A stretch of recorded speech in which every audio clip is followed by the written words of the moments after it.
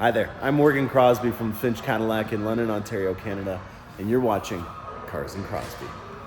It's Lyriq time. This is a long overdue episode.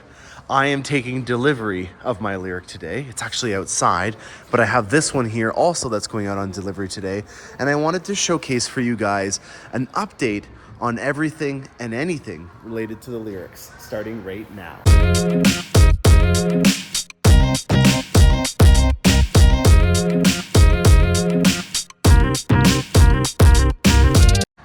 All right, let's get right into it. I've got a beautiful delivery here that we're gonna go over. This is a Sport, and as you can see, there's a beautiful light show that goes on as soon as you come up to your Lyriq. Little waterfall of lights and a light sequence that is unique for the Sport. So we're gonna go over the differences between that and what the Tech model, which is the one that I purchased over there. So we do have a healthy array of differences in trim and features that we can go and showcase for you today. And because it's obviously now winter in Canada, I wanted to have the customer's Lyriq inside, and then I've got mine outside here with a new set of winter tires. We'll just showcase what it looks like on the outside for reference before we go back inside and learn everything we can about the Sport trim. And this is a Sport 3. So there are a number of different things that you can get in terms of creature comforts, and just the same with any Cadillac, as you go up in the trim levels, there's more creature comforts for the most part. The other big difference between the features and the appearance of the Lyriqs has to do with the trim, and this being a Sport follows the suit of what you have on our other Cadillac lineups, where you have every accent being blacked out on a Sport, and then a more traditional styling like you see on this XT6. This is an XT6. It has more of the chrome and polished aluminum accent feature. So it's more to do with the styling. That's what the Sport is for. And then on that 1, 2, and 3 level, you can have that on a premium luxury, which again will have the more traditional styling like that. And then this is a Sport in the level 3. So a lot more creature comfort items that we can feature and showcase on here. The Lyriq is our first main vehicle for this new Cadillac electric lineup. Lyriq, why do we call it the Lyriq? Well, believe it or not, Cadillac is the most referenced car brand in music. And so we thought it would be really cool to pay an homage to how much we are referenced in songs over the years. And we made our first of the IQ series, the Lyriq, in that name. So IQ at the end, that's what you're gonna see as a little thing that ends in all of them. So we already have the Optique, and then the Vistique was the other one. So all of them are ending in that. And then we have the Escalade IQ. So everything that is an electric vehicle that is a Cadillac is gonna end in an IQ because it's an intelligent Cadillac.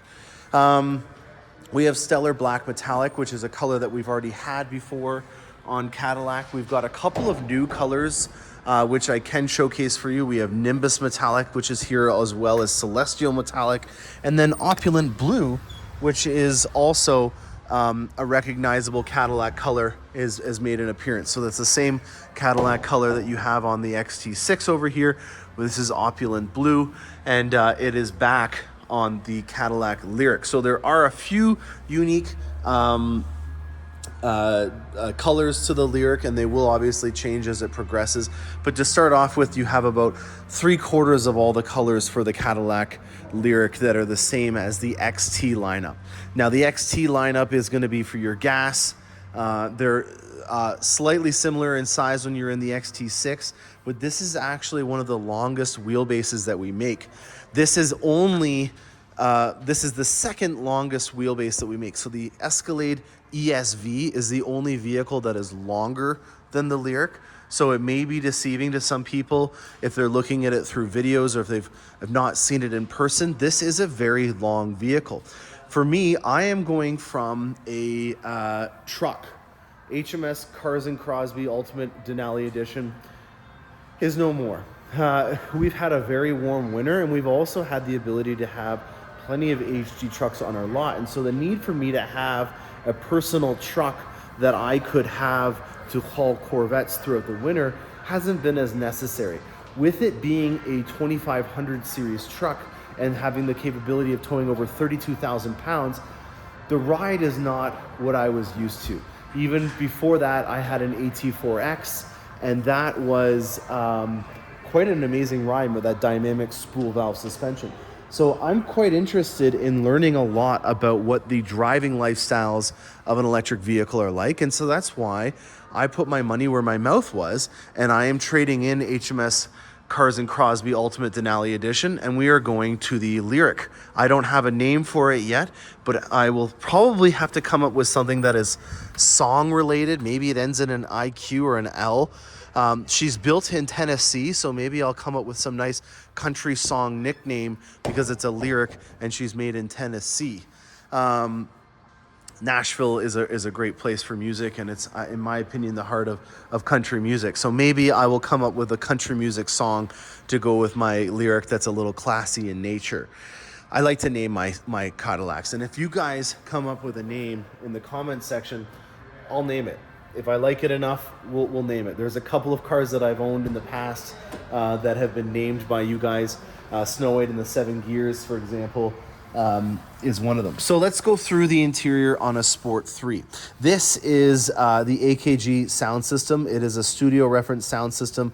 I'm not going to try to pick this off while I'm on air, but we just did get the windows tinted, and so this is to remind the customer not to roll them down, especially when it is the winter, because it does take a little bit longer for the tint to cure.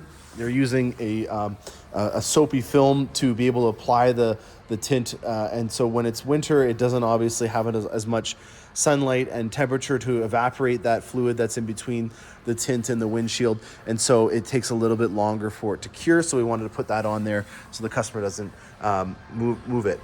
This is an open pore black wood, and as you can see here, even though it is light out, there is LED lighting almost all throughout the vehicle. Santorini blue is an accent that you'll see throughout the vehicle as well. And so the blue ambient lighting that's on here right now is a really cool accent. There's more of the Santorini blue in these seats. This is the non-Napa package. I do have a fully loaded Sport 3 with the Napa in the Juniper, and we also have one in the white, so we will be able to feature that, as they will be a local to the Cars and Crosby family, so we hopefully will see those come back into the dealership, but they were already delivered.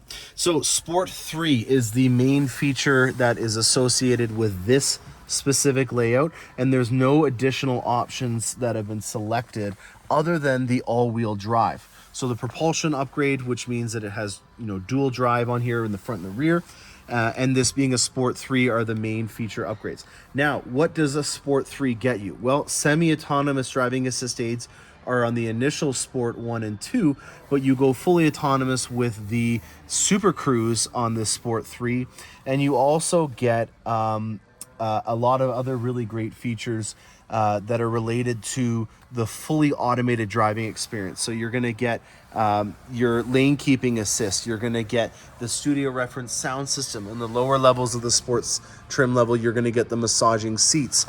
Some people might think that we might have copied some other manufacturers in putting the doors seat changers on here. I know Mercedes-Benz, for example, has them on there, but actually it's because we put such a big comfy cushion in here that we couldn't fit the seat adjusters on here. So there's a new space age foam. I kid you not, Cadillac, when they were training me on these vehicles, kept referencing that they had a foam that they had originally developed with NASA that they had now been able to purchase, and that was the foam that was used inside of these seats.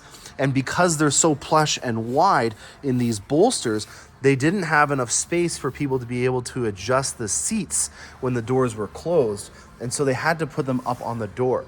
So that's not us trying to copy Cadillac or Mercedes-Benz. That is because we were focused on your comfort in these new space age Napa, not Napa, sorry, this is not the Napa ones. The regular leatherette version, which we call, I'm having a brain freeze right now on the name of it, Interlux leather seats. Is the name of the leather for the typesets are not the Napa package. So the Napa package is about $3,500 American, $4,500 Canadian, and you can get Juniper and Oxford Stone as the two colors for there. In the back seats, you'll see that the same kind of layout is done with the open pore wood, the AKG sound system, and ambient lighting throughout. You'll see that we also have a lot of machined aluminum on the vehicle's interior, and that to me is just very consistent and stylish throughout. This is without a doubt one of the biggest messages that I want to get across with this Lyriq. It is a Cadillac first and an EV second. This is the next iteration of what Cadillac is all about, and it just so happens to be an electric vehicle. There's a lot of things that are on here that, as Cadillac has been developing and improving as they go, have been put into this Lyriq. And it's not because they're trying to convince you to get into an electric vehicle. It's that this is where the future is, and this is where their focus is. And so as they develop new technologies in other divisions, they're gonna start putting them and implementing them in our electric vehicle lineup. So a lot of the design language that you see inside of the Lyriq and the technology that you're seeing to be released isn't because it's just gonna be an exclusive to Lyriq. It's because this is what Cadillac as a company and as a brand identity is moving towards, and they're putting it in their electric vehicles. So that is an important message that I want to get across before I go back inside the interior. And you can see that all throughout. There's a very clean design language throughout here, but at the same time, there is still a healthy amount of user input. And that to me is without a doubt one of the biggest differences that I've noticed when I was in comparisons of other electric vehicle brands out there. Mainly Tesla would be, I would say, the biggest example of hyper simplicity. So for some reason, when it came to electric vehicles, Tesla in their design language went to the extreme of putting next to nothing for buttons on their vehicles. And to be honest with you, I think that there's a healthy balance between the old days where more buttons meant that there was more feature and then more style and luxury, and it was just overcomplicated, to hyper simplicity where you don't have any buttons and you're going through the screen to do every command, or you're using the interface on here instead of focusing on your road. I think that redundancy and the healthy amount of buttons, in my opinion, is the best way to accomplish it. And Cadillac, in my opinion, has done a really good job at that. And I'm gonna go through a couple of different inputs for you here on the display. These are functional in both ways. I really enjoy that there is a satisfying click for when you open and close buttons. The knurling that's on the side of this bezel here for when you're using the mirror, I'm just gonna close this.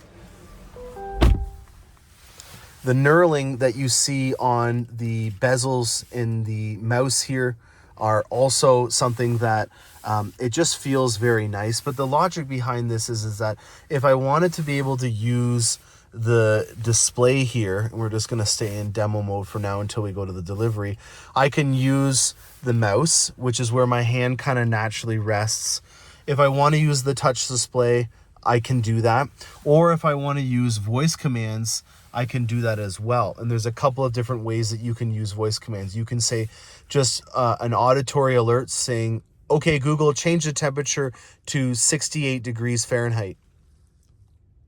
Got it. Changing the temperature to... So you can do it verbally like that, or you could hold down this button here and it will do a push through to your smartphone's voice recognition system, whether it be Siri, or I guess if it was an Android system, you wouldn't really need to do that unless you're trying to use the internet, which would then be a phone push through. So just to reiterate on that, if it's a voice command like temperature or radio station or something that's embedded into the vehicle, you're going to use the Google built-in system regardless if you have an Apple phone or not. If you do have an Android operating phone, you're still going to use the Google Assistant. But if you're using things like navigation or internet, like trying to find out what the score of the Toronto Raptors game was, for example, you're going to use the pass-through to be able to accomplish that. So the redundancy that we have in our system is very welcomed in terms of you not having to learn a language that is something that's unique to your vehicle. There's going to be a lot of things that will come natural to you if you already have your smartphone and you use it on a regular basis and you take advantage of the voice commands. If you're already familiar with being in a vehicle that has a mouse system, mainly being in German vehicles, then you can continue to use that. And it is also very convenient for where your arm is resting.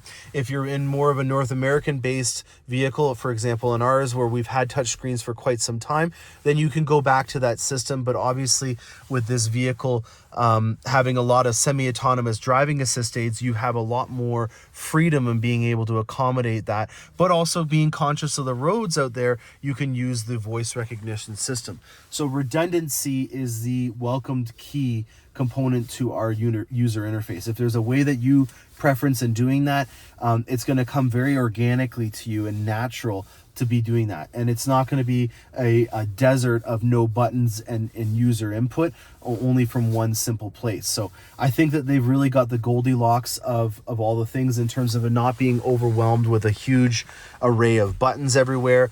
And if you have a specific way that you have from a previous vehicle that you've owned that you want to continue with, or if you want to have an amalgamation of different ways, this is really going to be a welcomed approach to how you interact with your Cadillac. Let's take a quick break, and then we're going to go out into my Lyriq out there, which is a tech model. So it'll be what you get as an entry level, and then we'll finish it off with a summary on this sport. So again, this is going to be your loaded interior minus the leather package that's not on this one. There's also a sunroof that you can get, and we're going to be going now into the tech model, which is the entry-level Cadillac Lyriq. All right, let's take a look at my Lyriq. This is my jam. Breathe it in. This is a tech. Rear-wheel drive. Only option on it is the color, and I'm pretty excited. I am really excited actually to start learning about what it's like to drive an electric vehicle. And I just got a note right off the bat, if you're, kind of wanting to dip into the waters of an electric vehicle, but you still want to have a sense of style, the tech model is pretty dang good looking. Like, I guess what I'm trying to say with this is that Cadillac really does a good job at not making you feel like you've been penalized for getting an entry level. As a price reference, this is 69 and change, and this one over here was about 86, and they can go all the way to 96 when you load them up with all the features. And there's a decent amount of spread between that, but all of that is mainly on unique styling cues. So like blacking out the door handles, putting these into 22s, and then having all the accents being blacked out. And then the rest of it's all creature comfort or autonomous driving features. So the safety components to it, the styling of it in terms of having a spoiler that uses downforce to clean the rear windshield, all of that is standard. Having the Lyriq logo that illuminates... Oh, Tim's got a call. Having the Lyriq logo that is illuminated open up your tailgate hatch, all of that is standard. I did get winter tires, and I'm just going to pop this open to showcase for you guys a cool thing on the Summers that come from Michelin. These are a low rolling resistance tire. And if you guys can see in here, there's like flypaper gel that is used so that you can lower the amount of ambient road noise, because there's no engine inside of the Cadillac Lyriq.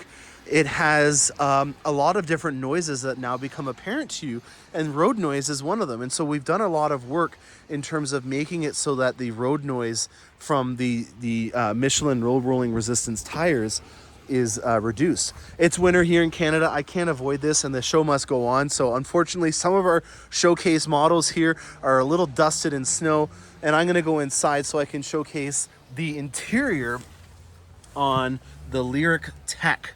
Now, first things first, on the door here, this is a non-AKG speaker, but as you can notice, it's got a nice black finish. And I'm not gonna lie, I really dig the Tech interior with these Interlux seats. I was a little tongue-tied on the first part, not remembering the name of it, but this is Interlux, which is our moo cow interior, but we've got some performance textiles that are on here, and I kind of dig it. I really like this two-tone option with the baseball stitching and then the adjustable headrest on here as well.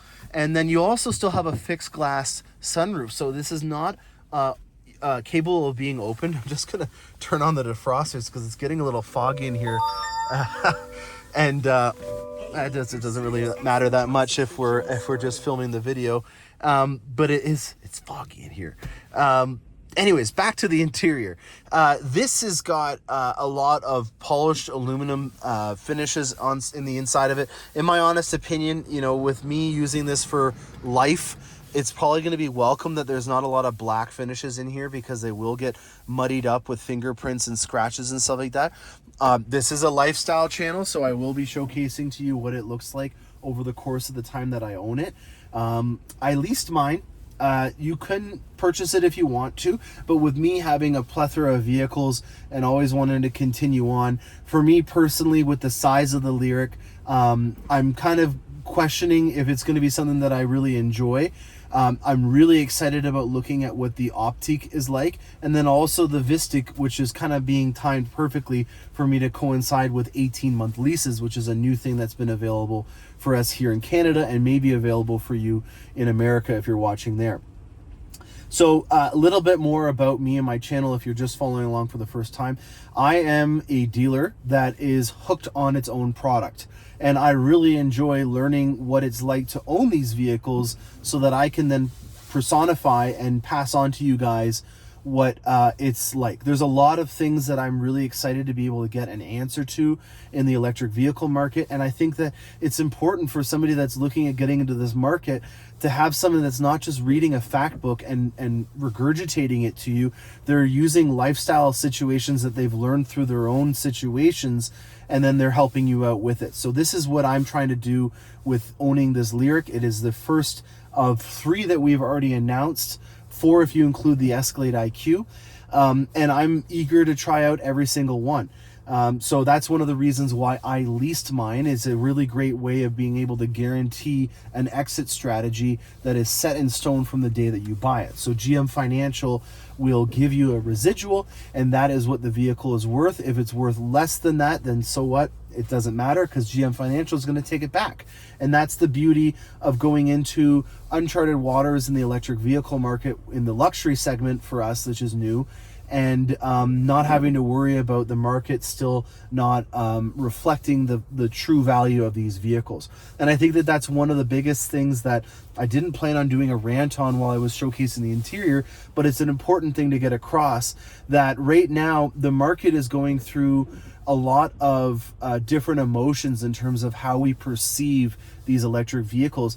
And I'm a very pragmatic individual. I look at things from a very black and white perspective, and I also want to try them out for myself, and I will tell you guys what my experience is. But if you look at the fit and finish of what this is, and the price of what they're able to accomplish it at, and what the future value of that might in turn be, I think that right now you're going to see the perception of electric vehicles change once more mainstream buyers start to realize the potential of what it is. Again, referencing the fact that this is a Cadillac first and an electric vehicle second.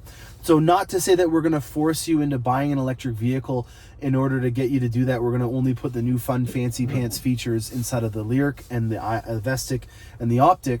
But that's just where the direction of our company is going, and all that our bright minds in engineering are focused in terms of putting them into these platforms. So for me, this is really going to be an interesting time frame where you're not going to have a lot of reassurance on what the future value of your vehicle is going to be. And if you are as concerned about that as I am, then leasing is going to be a really great option for you, because you can guarantee an exit strategy up front. And again, if you're not someone that you can trust yourself with owning a vehicle for a very long time, it's also a really great thing. I am horrible in terms of owning vehicles for the long term. I don't think I've ever owned a vehicle other than maybe one of my Corvettes for 3 years. Everything else I've owned for anywhere from 6 to 12 to 18 months tops. So I'm doing an 18-month lease on this because I have other Cadillac electric vehicles that I would want to experience and try out and see what the lifestyle of those is like. And it also guarantees that I have an exit strategy, and I'm not going to have to worry about what my vehicle's worth, because General Motors is going to be taking it back, and it's not my problem. So on the Lyriq, you have the same interface and layout as you had on the Sport 3.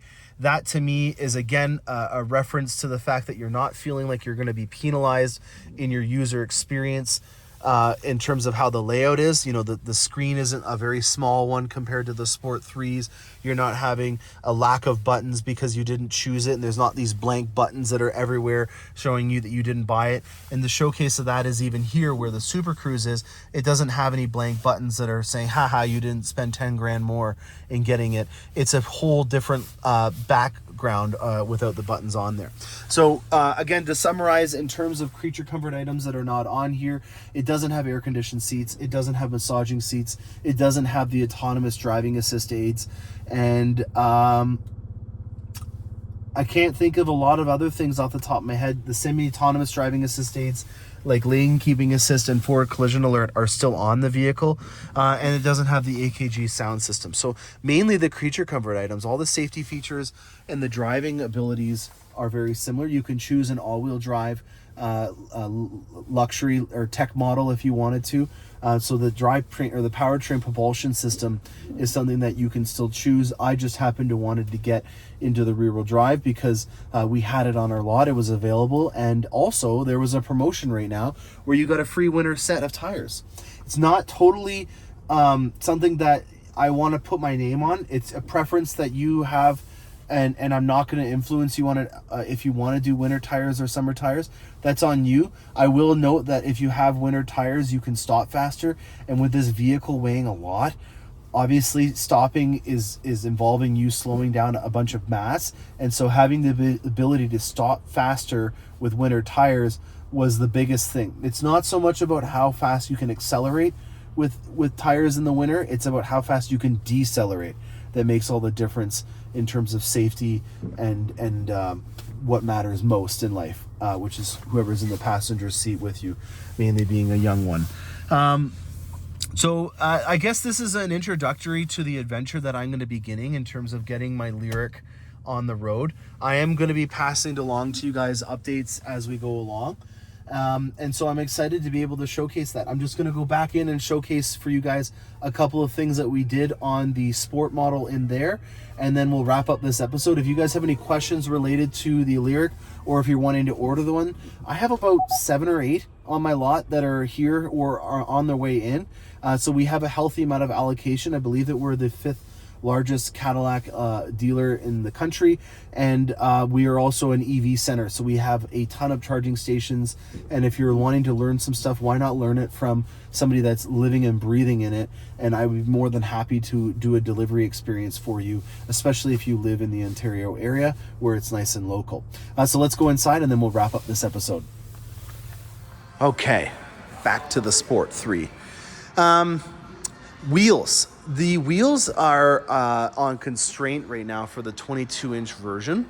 This customer originally wanted the wheels, and we opted for the base model set, which was actually a $1,000 discount. And we did that because we knew that it would be a lot easier for us to then powder coat these wheels to give it that whole blacked out appeal that we had originally set out for with the 22-inch wheels. The 22-inch wheels do have an insert on them that does improve the fuel range, or the E range of the vehicle. So it is important to note that the turbine spoke wheels do have an influence on the efficiency of the Lyriq. And then the other thing that we did from an aesthetic perspective, which is an easy one, is we matched the tint that was on the rear windows to the front. Just as a quick reference here, you'll see that my Lyriq does not have a tint done to it, and you can see a clear difference between the rear and the front windows. So the tint was done to this, and then we powder coated the wheels to give it that all blacked out sporty look, and that's about it.